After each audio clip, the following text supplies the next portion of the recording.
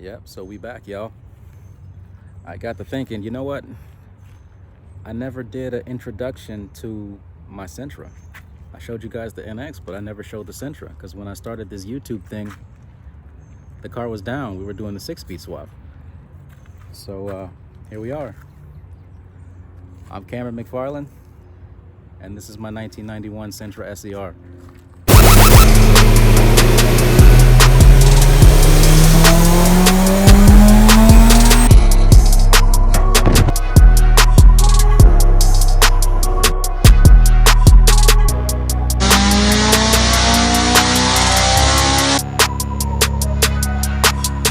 You fucking crazy.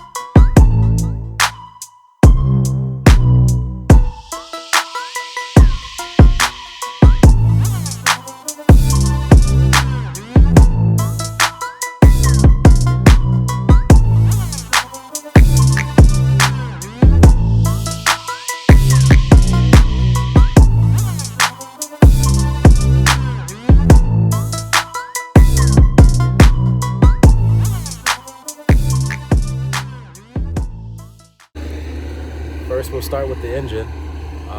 So it's a number of different pieces put together. It's an X-Trail VET bottom end, which is kind of like a new age GTIR bottom end. It's got stronger rods and stuff like that, and forged pistons from the factory. This motor has Mazworx Headstuds with a VET head gasket. It's a stock P13VE Head with BC valve springs, and it's on stock cams, stock intake manifold, as you can see. The valve cover is off of a P12 Primera, the 20V. It just livens up the engine bay so much. So yeah, it's basically kind of like a poor man's VET with the P11VE head. The turbo is a Precision 6266. It's 0.84 back housing, T4 flanged. The manifold was made by Dorsey. Shout out to Bespoke Motorsports. He has this wicked all-wheel drive B13, man, and what a beautiful car. I think he used all K-series parts to make it all-wheel drive. Check him out on IG. The car has a 44mm wastegate, which is also recirced back into the exhaust system to keep things kind of low-key. I don't like drawing attention. I'm not about the hot boys madness, the pops and bangs and all that stuff. I don't care about that shit. You know what I'm saying? I try to keep a low profile. I don't want no attention from the cops. None of that. Keep it quiet, keep it low key, you know? It's got a aluminum radiator in there. So yeah, that's the motor. It's pretty much poor man's VET. This car has a 6-speed transmission, a P12 bell housing with Spec V gears and LSD. And since that video, if y'all follow me on IG and TikTok, then y'all know that I put a K-series shifter in there. And yeah, really, that's about it. That's the only thing that has really changed since the 6-speed swap video. So yeah, we'll just continue on. The headlights, they came off of a Nissan Tsuru from Mexico. In Mexico, the Nissan Tsuru is a B13. They continued making it past 1994, which is when they stopped in the United States. So I think it was up until probably 2014, maybe even 2015, that you could still get a B13 platform. They just did upgrades to the chassis, like the headlights and grille and the taillights. So those are updated. Nissan Tsuru headlights, I went a step further and projector retrofitted them with Morimoto D2S projectors. Shout out to the retrofit source. I got everything to do that project from them. Great prices. They usually have everything in stock and very fast shipping. So the retrofit source, check them out. They're also local to Atlanta, so that works out perfect for me. The front bumper came off of a Nissan Sunny GTS. Now these are very rare parts. They don't exist anymore. Very rare parts. The front bumper had to be imported from Russia. That ran me about 1,500 bucks, and then I had to get it painted. So you do the math, man. To find that bumper with those fog lights, it's gonna run you anywhere between $1,500 to $2,000, and then you're gonna have to get it painted. That's in used condition.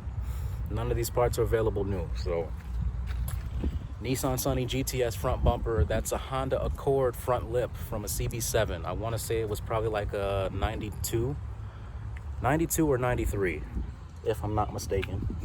This car, it has a full Nissan Sunny kit on it. So Nissan Sunny GTS front, it's got Nissan Sunny Super Saloon side skirts, and Nissan Sunny GTS rear bumper.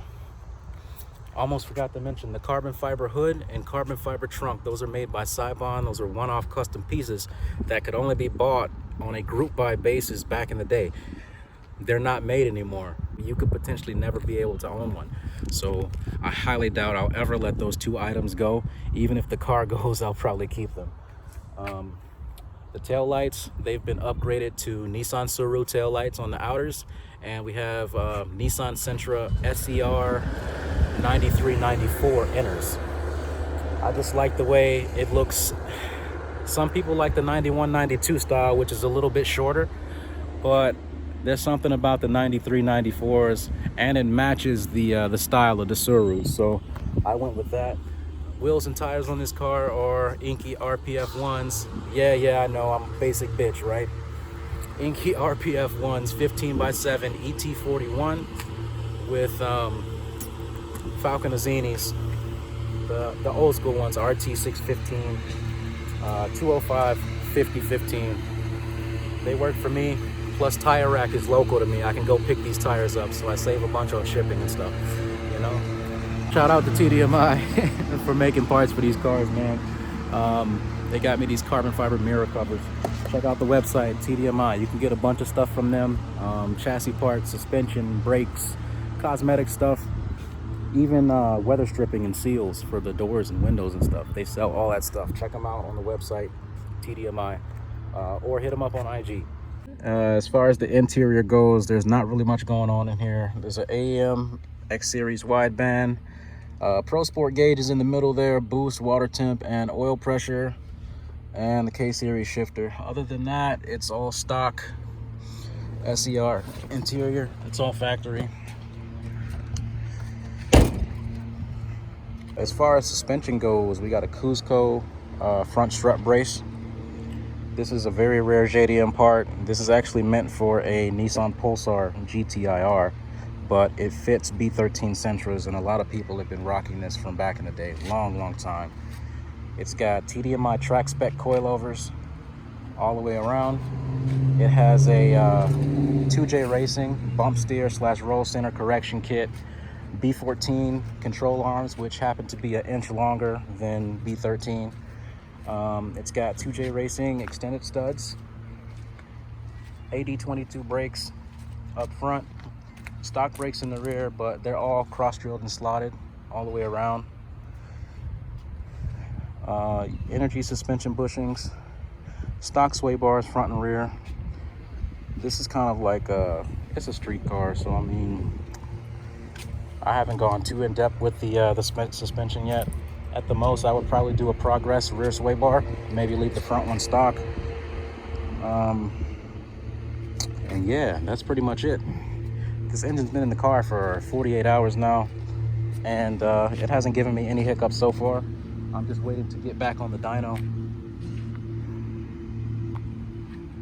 but I'm thinking I should change the intake manifold and throttle body before I go back to get it retuned.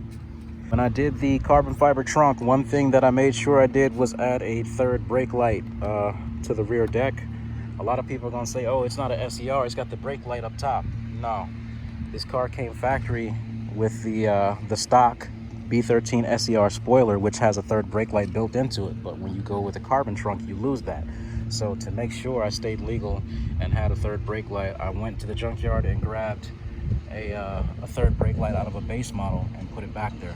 As far as the fuel system goes, the car has been converted to top feed, and I did that using a radium fuel rail. It's meant for a VVL engine.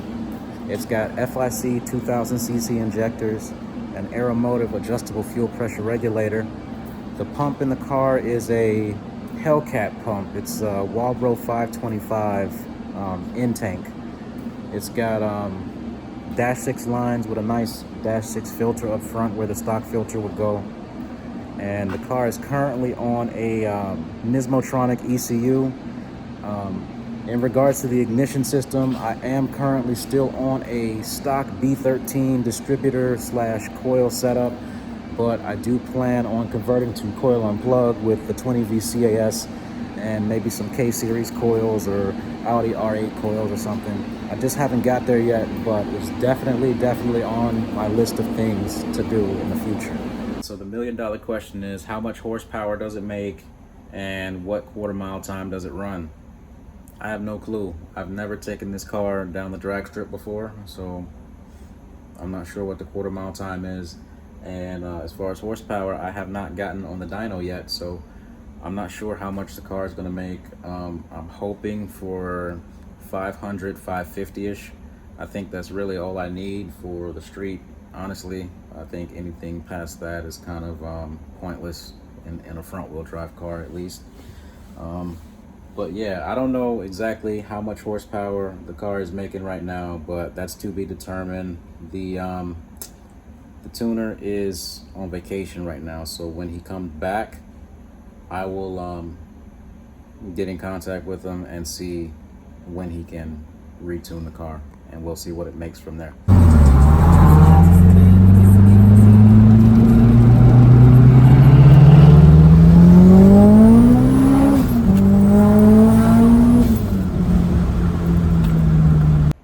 I've owned this car about 6 years now. I bought it from a guy by the name of Charlie Keogh. If you're familiar with the old SR20 forums, you probably remember that name. He's a OG guy from the DMV area. I bought the car from him. It was pretty much bone stock when I got it. It had some KYB AGXs on it and a JDM intake manifold on a stock DE motor, but really that's about it. Other than that, it was stock. And over the years, I've just been collecting parts and piecing it together, you know, little bit by little bit, until I've gotten to the point that you guys see today. You know, it definitely did not happen overnight. You know, this is years and years worth of time and money invested into the car to get it to the point that it's at right now. So one of my long-term goals with the car would be to completely restore it, take it completely apart, you know, paint it inside and out, replace all the nuts and bolts, all new hardware, all new rubber seals and roll cage and all that stuff. I would love to do that, but currently right now, the funds just do not permit it. But one day I do want to get there. Long-term goal of mine. We'll get there eventually.